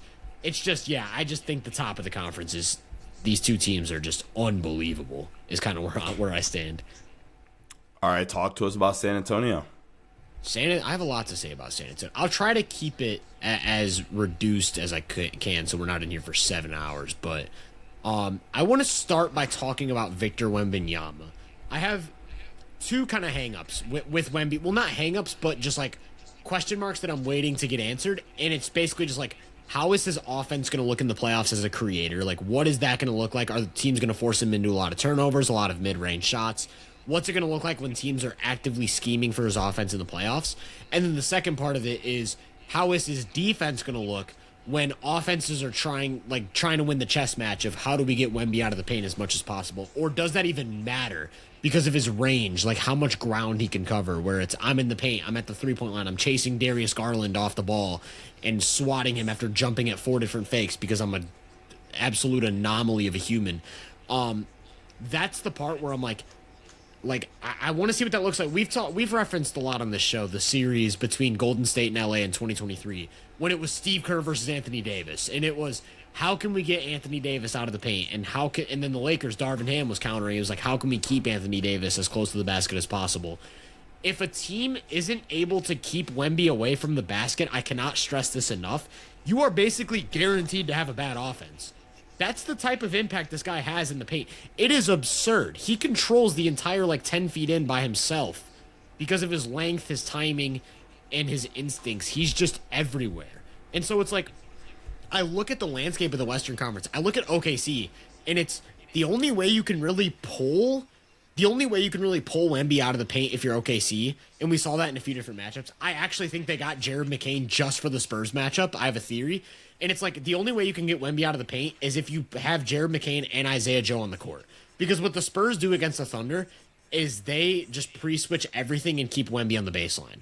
So the only way you can kind of attack that is if you have two elite shooters in both corners, like Isaiah Joe and Jared McCain in either corner, and then it's now Wemby has to close out to a guard that's an elite shooter, and now you kind of keep him away from the basket as much as possible. That's what I think you have to do to limit Wemby's impact. If OKC starts playing these lineups of Isaiah Joe, and Jared McCain 30 minutes a game, right? Who's now trying to keep De'Aaron Fox and Stephon Castle from getting to the paint? It's those guys who are now being attacked, mismatch attacked and stuff like that. And that's the thing, Wemby just warps the entire concept of basketball, and everything we thought we knew about basketball just changes with Victor Wembanyama because he's such an anomaly. And I need to see what these things look like in the playoffs, right? Like when a team is scheming to take him out of the paint, and then what his offense looks like. But I'm kind of getting to a point where 21, is he 21 years old? I think he's 21 years 22, old. 22, something like that. 22. Victor Wembanyama might be the best player in the world already, and I don't know if people realize that. He is that good. I've seen a lot of talk about the idea of Wemby and all this stuff. No, Wemby is that good. And it's because of the monumental defensive impact. Someone brought up, I saw a tweet just today, and it was the highest 3-year peaks in defensive RAPM. We've referenced that stat. Basically, it's a lineup stat that looks at exclusively a player's influence on his team's defense per 100 possessions without using any stats. So blocks aren't accounted for this, steals, rebounds, nothing. It's just the lineup data, the lineup permutations. And someone posted the top 10 defensive 3-year peaks since 1997. First was Kevin Garnett from 2008 to 2010 on those all-time great Boston Celtics defenses. Number 2 was Victor Wembanyama in the first 3 years of his career, a plus 5.5 defensive player. And then third was defensive player of the year Gobert. Then I think it was Tim Duncan, Ben Wallace. Victor Wembanyama is already an all-time great impact defender. And lately, he's been basically sleepwalking to an efficient 30 like it's nothing, with teams double and triple teaming him and all this stuff. So Victor Wembanyama might already be the best, most impactful player in basketball, at least from a regular season standpoint. Pretty sure the Spurs have a plus 15 net rating this season with him on the court, which is essentially what the Warriors were doing in 2015 with Steph and Draymond. That's the type of net rating. It's what the Thunder have with Shea last year, plus 17, I think it was. So, yes, the Spurs are unbelievable when Wemby's out there. One of my big hangups with them was I don't know how much I trust their shoot. So, let me put it this way. The way I looked at the Spurs historically, throughout the season, because I never got this high on them until a week ago, it was any lineup that gears towards defense and athleticism and all this stuff you have to have like kind of questionable shooters in the court, like you're playing Dylan Harper, you're playing De'Aaron Fox, you're playing Stephon Castle, where it's like you can make these guys kind of shoot threes, right? And maybe that's how you get to them offensively, and you kind of win these grinded out matches where maybe their late game offense looks a bit clunkier than the Lakers, for example, or the Nuggets. But Wemby is such a dominant paint force, and there's basically like I said, no way to pull him out of that you can just get all your best shooters in the court and still be a good defense. So now our lineup is Fox and Castle. We'll keep Castle out there because he is like just a very good player. But then you go Champagny and Vassell, who are both taking like 9 threes per 75 at a 38% clip. Now you're fine. You have so much space for that Fox and Wemby two-man game, or Wemby in the post, or Castle inverted pick and roll stuff. Castle in the dunker, they do quite a bit, and he's an offensive rebounding threat as well. As just you can't scheme for his athleticism because he gets 2 feet in the paint whenever he wants. He's a great interior passer, so then Wemby gets unleashed. They are so good. And it all starts with the fact that Wemby is a one-man defense in a way we haven't seen in a very long time. So yeah, that's kind of my spiel on the Spurs. I think Wemby might already be the best player in the world. I think at worst he's like 3rd or 4th, depending on how you view Luka. Or I guess Kawhi's kind of in that mix as well. But I'm like so high on Wemby. I think he's a one-man defense. I think the Spurs have unlimited lineup versatility just because Wemby's such an anomaly. Like you can go ultra small, have all 3 of your guards on the court. You can have all your shooters on the court. You can have Luke Cornett in there for a Twin Towers look against OKC or against Denver maybe if you want Luke Cornett bodying up Jokic while Wemby roams off of Gordon or Peyton Watson or whoever. Yeah, I just think there's no way to scheme against this team. You just have to be better than them. And that's why I think OKC's number one. I think OKC just has better pieces. I think they're a deeper team. I think they're a more talented team. And I think Shea, as a late-game reliable half-court creator, gives them a little bit of edge that the Spurs don't have. And Shea's ability to access the mid-range in the way he does and go over the top of Wemby kind of voids a little bit of the defensive impact in the paint. And then, like I said, adding McCain as that spacing threat, as that movement guy, especially the way that's unlocked the bench units that they've been going to with AJ Mitchell, McCain, and then Hartenstein in the middle as the passing hub. That's worked really well. I think they can win the minutes with Wemby off the court, and I think I don't know if Wemby has the conditioning to play like 40 minutes a game in the playoffs. That's kind of my hang up in terms of that specific matchup, but I do think the Spurs are separating themselves as this tier 1 Thunder level team, and it's the fact that they have all these wings that do different skills alongside this defensive enigma. That's the only way I can put it. He's insane. Glaze was crazy. I quit. I think the best praise that I can give San Antonio that you didn't outwardly say is, even though they're in this tier with Denver, the Lakers, and I guess I'll say Minnesota, they're the only team that I think could actually beat OKC. Yeah, they're the one team that I think that would actually, okay, Lakers homerism a little bit, right? Like, okay, Luka would just have to go Super Saiyan. It would almost have to be, I mean, I can't even like reference that Dallas series in 24. Like, I think the Thunder are just evolved beyond that point. Let me throw one more stat at you before I just shut up for the rest of the show. Only 2 teams in the NBA, the entire NBA, have a all top 30 teams. 10, a top 10 half court offense, or top 5 offense and defense in the half court. It's the Spurs and the Thunder. The Spurs have a number 5 half court offense and number 5 half court defense.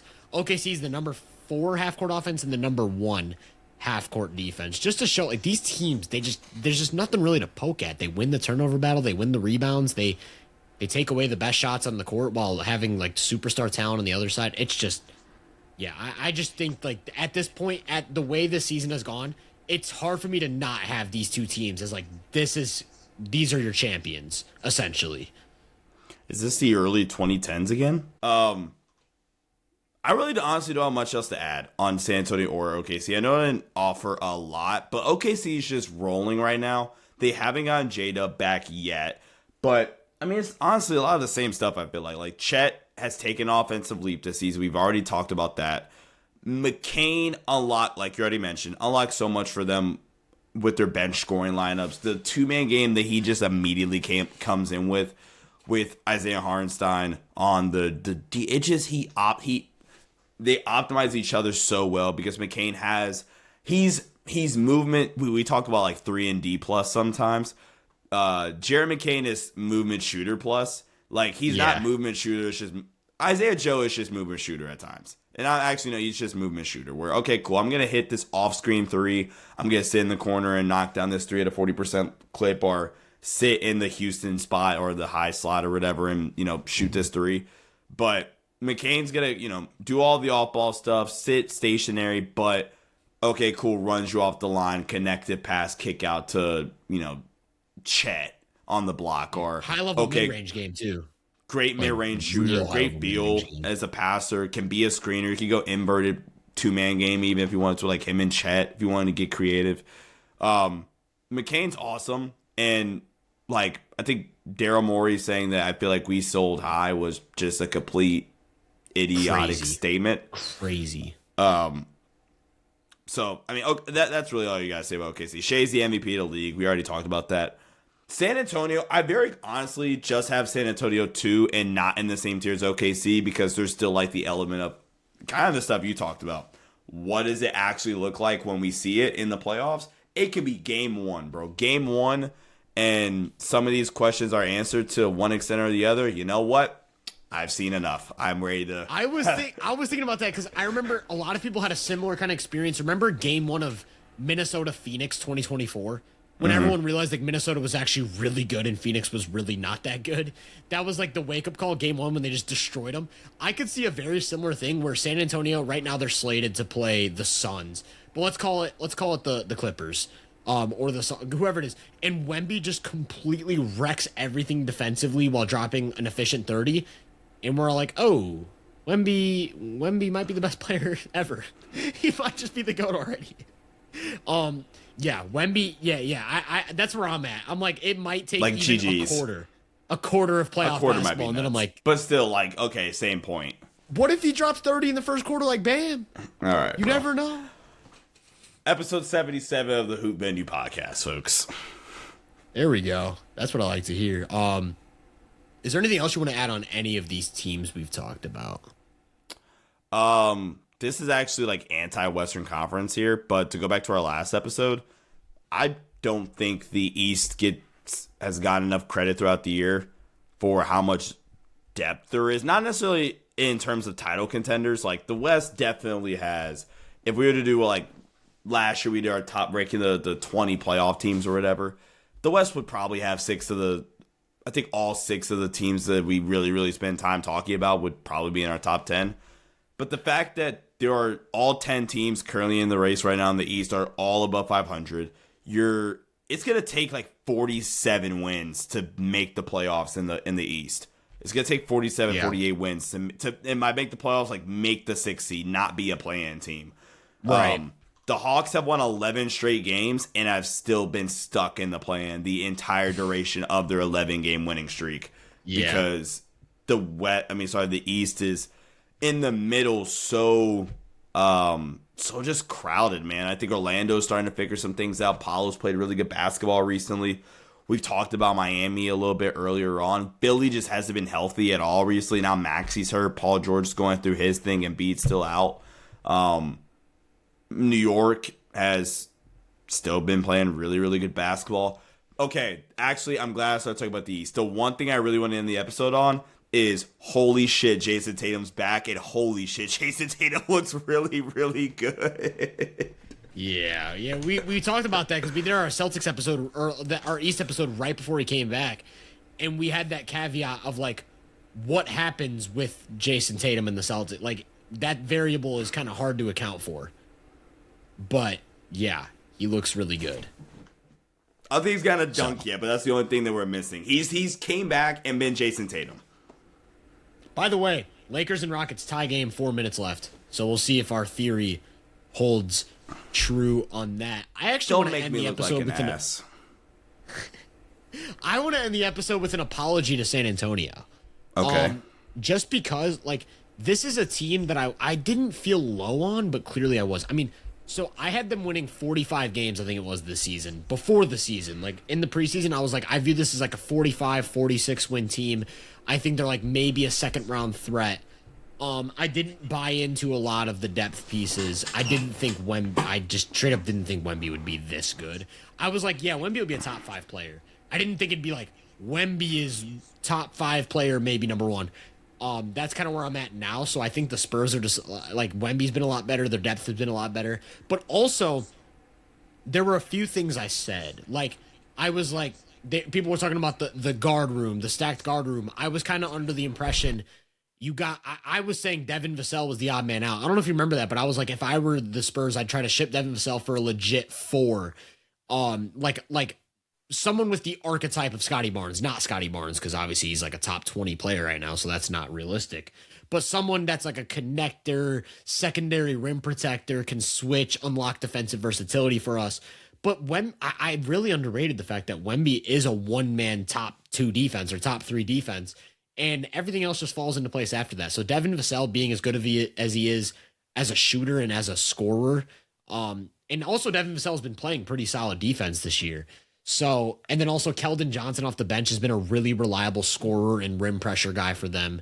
I didn't really expect him to be as effective as he's been. They've gotten some really nice minutes from Carter Bryant. That's actually something I was kind of excited to see. But also, like, spoiler, our next episode is we're going to be talking about very underrated players and underrated archetypes of players. Champagne will be one of the players I mentioned because he is really good and he's been amazing. He's like one of those guys that consistently pops up. You know how every time there's a contender, they have like those role players who pop up as every time they're in the lineup, like the team just plays really good. That's who Champagne is for the Spurs. With Champagne and Wemby on the court this season in almost 1,000 minutes, they're plus 18, bro. Plus 18 net rating. When Champagne's out there without Wemby, they're plus 4. Like Champagne, let me see what it is with Champagne, Wemby, and Fox. All 3 of them plus 14. Wemby, Champagne, and Vassell. Plus, I want you to guess what.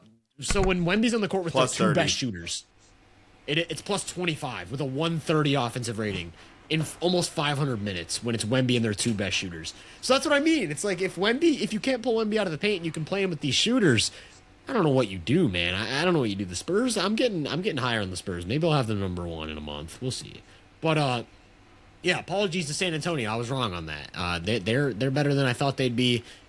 Just to recap, we'll quickly recap our lists. So I had, starting at the very bottom, you don't have to do this, but 15 Kings, 14 Jazz, 13 Grizzlies, 12 Mavericks. Tier jump to the play-in teams, or play-in hopeful, I should say. 11 Blazers, 10 Pelicans. Then we jump into the middling teams that I think are just first-round exits. 9 Suns, 8 Clippers, 7 Warriors. Then we jump into the teams that could win a playoff series but lack a little bit in terms of being a top-tier contender. The Rockets, the Lakers, and the Timberwolves, counting from 6 to 4. And then my top 3, the teams that I think are just probably the 3 best teams in basketball overall still. These are the 3 Nuggets, 2 Spurs, and 1 Oklahoma City Thunder repeat champions. For me, starting with the tanking teams, I have 15 the Kings, 14 the Jazz, 13 the Mavs, 12 the Grizzlies. Going to the mid/play-in hopeful teams, 12 the Pelicans, 11 the Blazers, 10 the Warriors.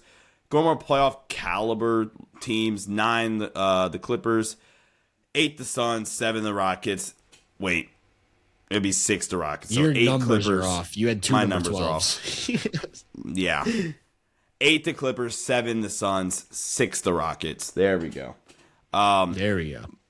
Tier jump up to more like block contenders. Like I said, the way I would describe this are teams, if you told me they had an outlier championship run, I could see it. 5 the Timberwolves, 4 the Lakers, 3 the Nuggets, 2 the Spurs. Maybe outlier championship run is the correct wording, but like I just wouldn't bet on these teams winning. But they did. I wouldn't be necessarily shocked. And then OKC is number 1. I mean, yeah. All right. Well, we appreciate you guys listening to episode number 77. Like I said, next time we'll be back with the most underrated players in the league and underrated archetypes. You guys seem to like our episodes where we get very theory-based, and so that'll be a lot of just talking about the little things, of course, beyond the box score impact. Kind of a theme for us throughout this season. and a lot of what I talked about with Wemby, because that defensive impact does not show up on the box score, despite what the blocks might say. We really appreciate you guys listening. Make sure if you're listening on Spotify or Apple, 5-star ratings, very much appreciated. If you're on YouTube, like, subscribe, comment, all that good stuff. Make sure to check us out on social media. I'm on all platforms at Tyler Britton _ or of course Hoop Venue for my basketball content. Sean's on Twitter at Sean _DAVI. He's on Instagram at Sean _Davis23. I hope all of you enjoy March Madness. Have some great brackets. Well, I'm sure we'll be back in just a couple days. And we'll catch you guys next time, like I said, in episode number 78.